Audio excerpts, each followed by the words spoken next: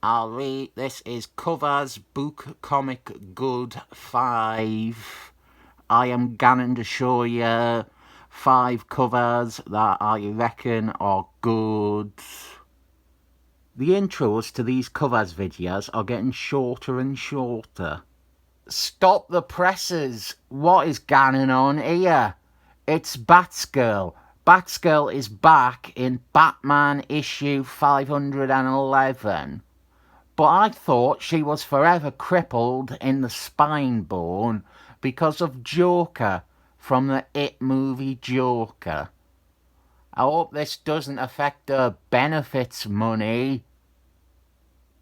I bet this comic presents a better excuse for resurrecting the idea of Batgirl than a hypocritical feminist magically de-disabling her and crying about how it is bad for representation that she was ever in a wheelie chair. There are some covers I have had in mind for these videos for ages, and they just never get their time. Well, this is one of them. Action in Comics 649 by Jorge Perez. It is a good cover, but what I've always wanted to point out is that this is a cover that accomplishes a lot for its bad guy without ever showing him. Brian Ack isn't on this cover. Instead, we have his giant spaceship, and its stature and its use on this cover does a great job of selling him as a threat. A couple of you are thinking it must be a cold day in hell when Wyman is making an appearance in 5 good comic book covers. This is Avengers 353, and here's the thing about Wyman. There are some terrible comics and awful art from him in the 90s. But he was always a good or capable artist. This cover attests that. Although some might argue that Tom Palmplanner's inking is doing most of the work here. But the problem with Wyman was he was stretched thin. He was put on too many books because he was either fast or because he was eager. Yeah, he has put out some shambolic work, but this isn't. And most of his art, created under different conditions, is not. I always feel bad when I didn't really talk about the cover itself much in these videos.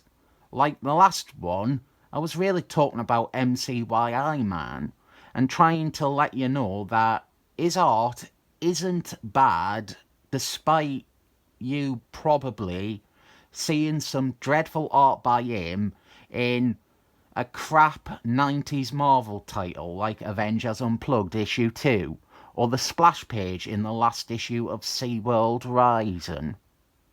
If I felt bad about doing that, imagine how I feel about spending most the time referring to the last cover in this part where I have Metal Dark Knight issue 2 by Greg Batman.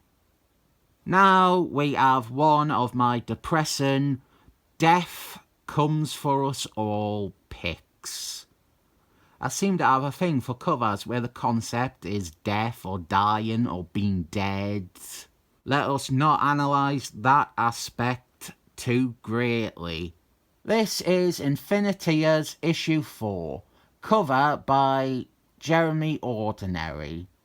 We have a trip to the morgue, and all the cadavers are the Elder Justice Society of Superheroes, with the next generation, the Infinitias, the survivors.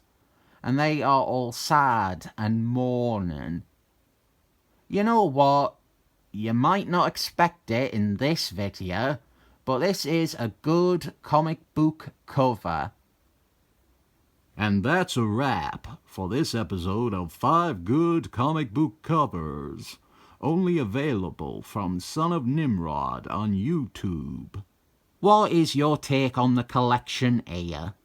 Did anyone notice that this was a rare instance when there was more DC covers than Marvel? I give these covers 5 stars out of 7 thumbs up.